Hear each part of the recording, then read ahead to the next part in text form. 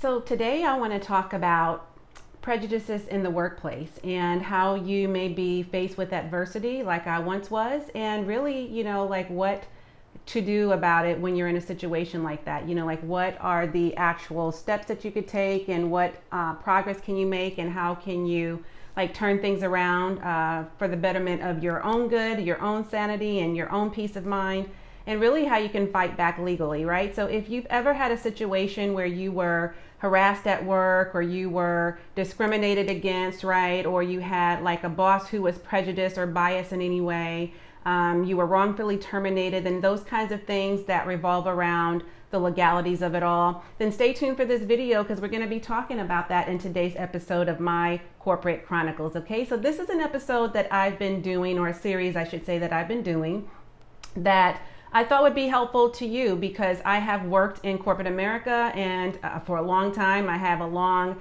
30-year career in corporate, and so I have had a lot of different jobs since that time, or during that time span, and I want to just always be in a position where I'm able to share with you like what the different situations were and scenarios, like real life stories that actually impacted me and my life and my professional career as well, and then how I turned that around. Like what was the solution that I came up with, right? And how did I get out of those different situations? Because if you're going through something similar to that right now, then I certainly want to be able to extend some help to you, and at least get your wheels turning as far as what you can do in your situation, in case you're going through something like this or know someone who is. So welcome. So today I'm going to be sharing with you about a time when I was working for, I won't name the company, but it's a very large, well-known Fortune 500 company. I was working as an occupational health nurse. I was living at the time in Atlanta, and they are nationwide, so it's not specific to one region. So they're literally, if I said the name, you'd right away be like, oh my God, that's a huge company. So yes, they're a very well-known company. I was hired as an occupational health nurse. It was a very interesting and unique role, and something that I hadn't done before, but I was eager to take on because as I've shared before, I love, love, love challenges. Give me a good challenge and I'm all about it. So I literally went for an interview after, going through the application process. They contacted me right away. They were very impressed by my resume. I get that a lot, so that was nothing new. I knew as soon as I'm the kind of person that if you just give me an opportunity to get in front of you, I'm going to sell myself, so to speak, and I'm going to get the job, okay? And I did. They hired me on the spot. In fact, it was so funny. I have to tell this part real quick. I went on the interview, right? And I'm so confident. I've been doing this for so long because I've had so many jobs over a 30-year span of time, that when I went into this position, or went into this interview, I was supposed to be first interviewing with the two nurses that were there. One was an LVN or LPN, depends on where you live. They call it something different. And then the other one was an RN. And then the guy who was going to hire me, I don't think he had a clinical background, or maybe he did, but not an RN, I don't believe. Anyhow, so I'm always used to going in like, I'm trying to see if this is a good match for the both of us, right? Like, it's not just about if you want to hire me, it's do I want to work here? And so I go in very confidently. I go in prepared for this to be a two-way interview. So it's a back and forth dialogue. And so funny. So I go in, I sit down, we crack a couple of jokes, we break the ice, it's all good. And then I right away go into question mode. Because don't forget, I've been a leader for the tenure, most of the tenure of my career, predominantly a leader, I would say 20 to 22 years out of the 25 years, maybe about 25 at this point. Anywho, so I go in, and I guess I just go into leadership mode, boss mode, like interview mode, and I start interviewing him so much that in the end of my questioning, I said, okay, so basically, like, what are we doing? When do I start? And it was so funny. He turned beet red. He started laughing. Everybody laughed. And at the time, I really didn't get it. I'm like, what's so funny? Like, when do I get the job? Like, I know you want to hire me. You're not going to let me leave without letting me know I got this job. But the funny part was, he hadn't done his interview yet. I interviewed him, and he said, well, if you don't mind, after the chuckles and stuff, I'd like to just ask you a few questions and then we can kind of go from there. But it was so hilarious, I didn't even have a clue. Okay, so back to the story at hand. So this guy, we hit it off right away. New Yorker, we just, my peoples, okay? He was cool. The ladies that was there were cool. It was a really, like I said, fun and interesting kind of job, because I had an opportunity to not just do the occupational piece of it, which is employee health, okay? So with that comes, you're educating people on their immunizations, keeping that, making sure that's up to date, right? We're doing biometric screenings, we're doing seasonal flu shots, I'm taking blood pressures, vital signs, all of the good stuff. So I was able to do that piece. But the other interesting piece of it was I also got to go around and do speaking engagements and educating them on doing wellness education, health and wellness coaching, consulting and education. So that was I love that piece of it. And then on top of it, I was able to really just interact with the staff and the leadership and the leaders that were there, patients and vendors. And it was just like a really well-rounded position. So I absolutely loved it. I was in a beautiful building, the high-rise buildings, the beautiful glass windows, everything that corporate America, when you get to that level. So I got paid decently well. I mean, considering the type of role it was, you would have thought I got paid more, but the truth is, they didn't pay as much as what I was used to, but I appreciated that I was able to do a lot of the other things that it came with. So sometimes less is more. It was kind of a laid back job. It wasn't really a lot going on. I had my own semi-private office. I shared it with one other person, and we kind of had a split unit, if you will. So all good. Benefits were great. So, okay, so I'm just setting the scene here so you can imagine, right, this position. And so the next thing is So I'm doing this job, I'm doing a great job. We're all getting along. We're all getting to know each other. I'm getting great, reviews, lots of praise, performance metrics matches the fact that, now, it was paid for performance. So basically, if I do a great job, I'm going to get a raise. And so it was a small little 3% or 4% raise or whatever, but better than nothing, right? So I was excited about, again, just the opportunity. And so in the office hours weren't bad either. In fact, they were pretty flexible. So I had a really great rapport with my boss, who, by the way, if I didn't mention this, was a man. And I really appreciate working with men. It's just something, for me personally, I don't know about you, I always have better rapport with men bosses than I do with women bosses, especially white women. I'm just being honest, okay? It's always been, and some black women too, don't get me wrong, okay? Because what do they say? The saying goes, all kinfolk ain't skinfolk, or skinfolk ain't kinfolk, or however the saying go. Okay, I don't even know why I try. I always mess up these cliches, but you know what I'm talking about. So that saying. So I understand that some of our own kind, that be, just like that. But for the most part, for me personally, a lot of white women who are in a position of power, and even those who aren't, I bump heads with. It's always some kind of conflict there. For whatever reason, they right away, they don't like you to outshine them. They don't like you to know more than them. They don't like you to show up and show out. Like they want you to dim your light and your greatness. And I'm just not about that life. It's not going to happen, okay, in this lifetime. And they're intimidated by me easily. They don't expect that I can articulate well and express myself and give pushback in the meetings and, all of these things. And so they kind of have this kind of undertone of you need to have several seats because I'm the only boss around here. Like, who do you think you are coming in here, being this smart, articulate, educated black woman, and you have more credentials than I do? That doesn't make you smarter than I am. Like, it's just this whole thing. It's crazy. So I've always dealt with that. This is nothing new. And I'm saying this for a reason, because this is going to lead somewhere here shortly. So I'm going to speed up the story by sharing with you, because these episodes aren't long. This is like the second or third time this particular industry or this particular company had a nationwide layoff.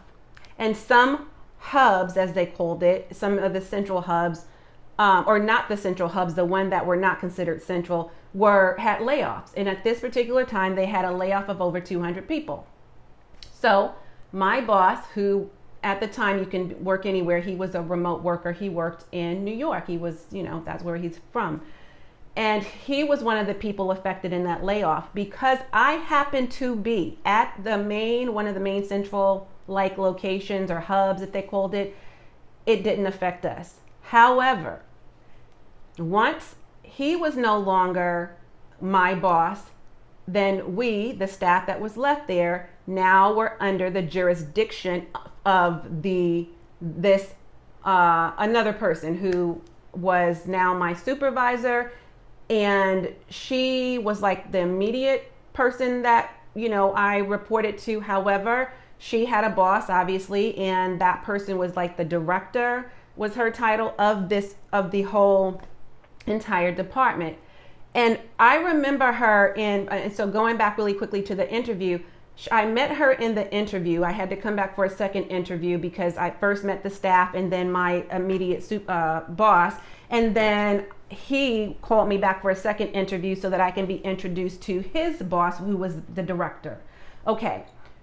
In that interview, I'll never forget her. She was so weird. I don't even know why she was present because she really wasn't. It was like she was looking at me through a microscope. She was judging me so keenly. She literally didn't have anything to offer, anything to ask, nothing to say.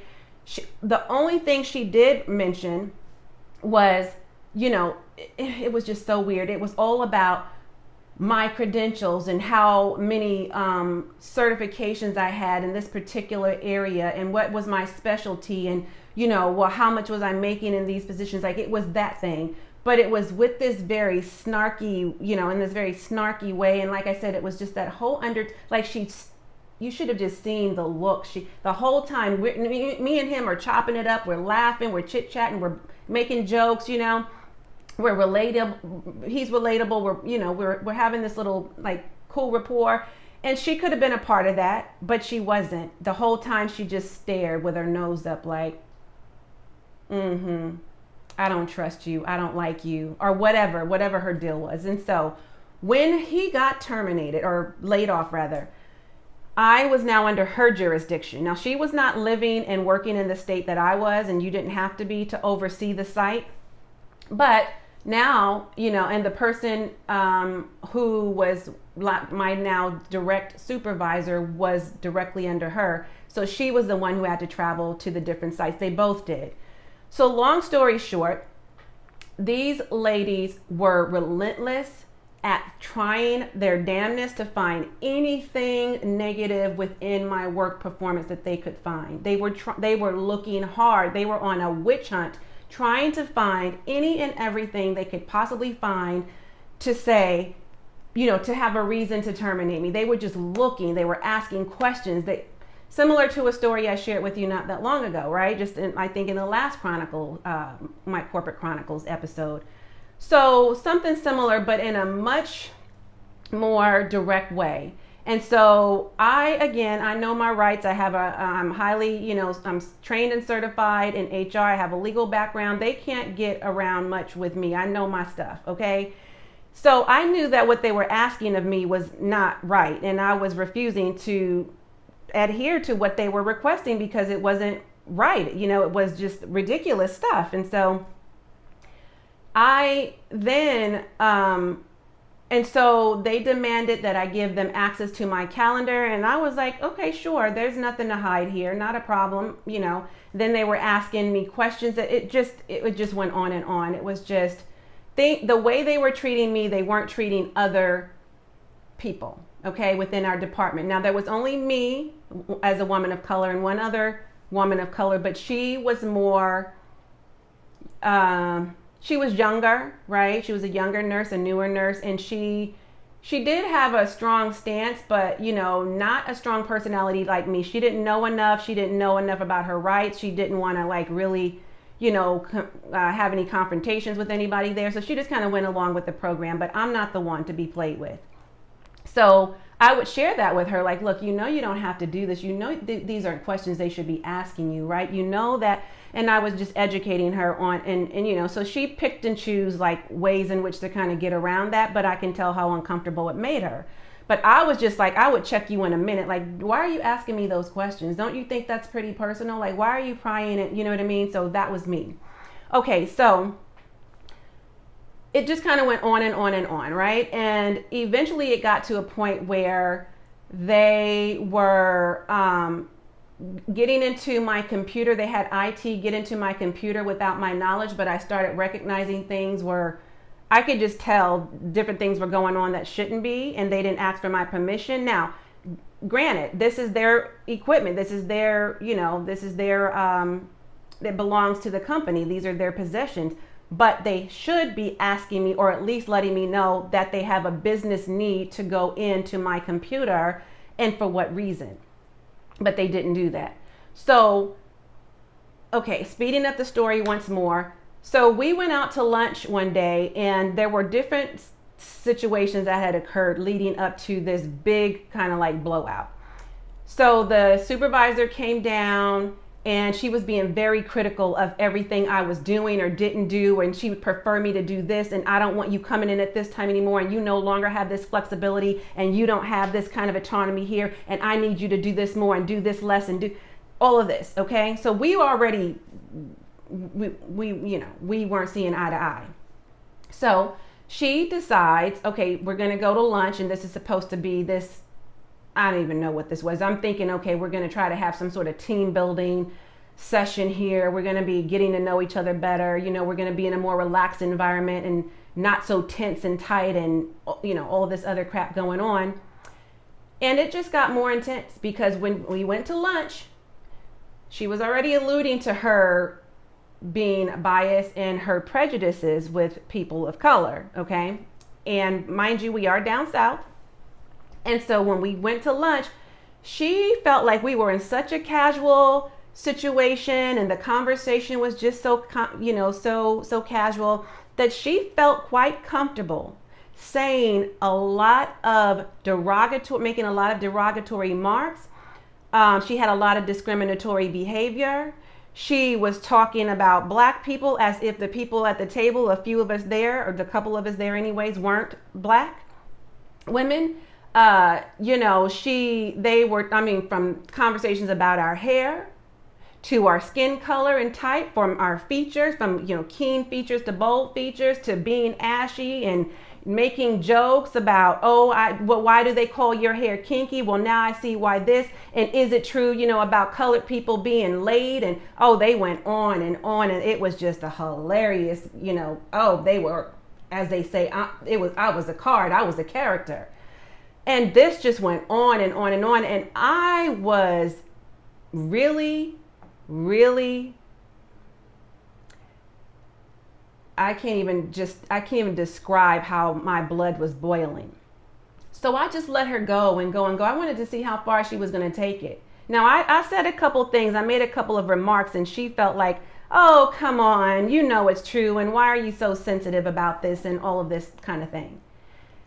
So I let her just hang herself. I mean, she was telling things. She was also not just talking about, people's skin color and features and all of this that had to do with, Black people or brown people. But she was also gossiping and saying things about who was sleeping with who and who was this and who was, it was just so inappropriate. And she expected that we were going to sit through this lunch and just deal with it, and it was not going to be a problem. Oh no, that was problematic for sure. So I let her know. I was so pissed off. Here's how straight up I am. When we drove, let's see, did we meet there? No, I think we drove together. It was so weird because she was trying to pick apart all of these things about me right before we left. And then she realized she didn't have a ride, and that it was in walking distance, but it was going to take her a good 30 or 40 minutes to walk. Whereas it's only like a 5-minute drive, if you're in the car. So she realized she needed a ride down there. Now, I really wasn't prepared to give her a ride, didn't want to give her a ride, especially after her performance with me that afternoon. But I said, okay, I'm going to stay professional. I'm going to do, I'll be nice about it, and I'll go ahead and give her a ride up the street. Okay, her and the other person she was with. So we get there, and then after this whole scenario happened, after all these comments were made, I was pissed off. I was like, you know what? You can walk back to work. And I was serious. I was in the car with my other person who was another black woman, the other black nurse I'm telling you about. And we went on, we were headed back to work, and she felt so bad and so embarrassed. And she was like, I know, I understand what you're feeling right now. I'm pissed off too. I can't believe they said all of that. And I'm thinking, well, if they were comfortable saying that to our faces, imagine what was going on behind closed doors and what we weren't hearing. And I was like, no, I'm not giving them a ride back to work. They can walk. Okay. And anyways, she begged me, please, can you just let them ride with you? So I did. But I told them if it weren't for her, they would be still walking. So I got back to work, and she had the nerve to still have this attitude with me. And it was just the last straw. I was like, you know what? I'll show you better than I can tell you who I am. So I literally wrote a 15-page initial letter to file a complaint to HR. Then I followed that up with a 3-page complaint. I then called the corporate compliance office because they deal with ethical issues. And then, so I sent a report in writing. I followed up in an email. I did a verbal complaint, and then I followed up again. So they conducted an investigation, and a long story, I always make a long story longer, but a long story short this time, for real, the supervisor ended up being investigated. They felt like, look, it's no way somebody's going to write almost 20 pages of a document with all of these details. I mean, because I just told you a very small portion of this story, but there was so much more going on between her and the other lady that's her boss, okay? I listed details and dates and every little thing, okay? I am a documenter. What did I tell you? I stand on business, and that business is documentation, okay? Supportive documents. So I had the supportive documents, I had the emails, I had the dates, I had the details, all the things. So when they did the investigation and found it to be true, and then, of course, the witnesses that were there that attested to this happening, they demoted my now new supervisor, and they threatened to terminate or fire her boss. So I went on, not long after, I had to go on a medical leave. It was a scheduled medical leave, and I ended up off for about a week. Okay, I was having some complications, all of the womanly stuff we go through, right? I won't go into that story. That'll be another time for another day. So I was having some complications that I had to get taken care of. And so I was out for about a week, and I was supposed to come back. I was out from Monday to Friday. I was supposed to come back the following Monday. They found a way to get into my computer and look for any little thing. Well, they claimed because they couldn't find a particular date where my previous boss had allowed me off, to now try to, set this up as like a situation where I was stealing time, which is the terminology they use, and they found a way to terminate me. Now, I did take that to an attorney. I had a great attorney, one of the best down there. I also took this first to EEOC, which is the Equal Employment Opportunity Commissioner's Office. I had a claim there. I waited for the rebuttal. I took that rebuttal to my attorney, and we had a strong case. But about 2 or 3 months into it, I decided, you know what?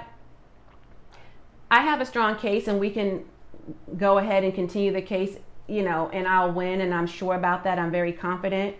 However, this was a familiar place I had already been before, and I didn't want this to be like an all-consuming experience. So I decided I'm not going to dance with the devils this time. That I'm going to let them have it. I'm going to move on from here. They've learned the lesson, right? I taught them the lesson. And so I made sure that I went out with dignity, and I knew I was going to quit anyway. but they terminated me, and actually they did me a favor. So in the face of adversity, like, we can be down about it and we can say, oh my God, this was such a great job. I was really looking forward to it. I can't believe this happened to me. And we can, woe is me, right? And we can just waddle in our sorrow and our mess and all of that and feel down about it. And I didn't do any of that. I was jumping for joy. And the reason for that is because I know and I truly believe that when one door closes, another one opens, right? So that was my opportunity then. But sometimes God puts us in positions to be the lesson to someone, right? Especially when others have been done wrong and they didn't know what to do for it or how to advocate for themselves and that sort of thing. For whatever reason, I was put in that position for this time frame to do just that and then to move on. At the same time, while this was happening, there were a lot of wonderful things going on in my personal life. So yes, I had this, in my professional life, I had some workplace adversity with dealing with these prejudices and then the wrongful termination, right? But as a result, during this time as well, I also had some very high personal achievements that were occurring for me. For example, we had just written and launched our first best-selling book. We were approached by bigger brands and being lead ambassadors for these brands. And then that turned into some brand deals and some JV partnerships. Then we were offered to go on a collaborative speaking tour, 18 cities across the nation, nationwide tour with a brand that is well known.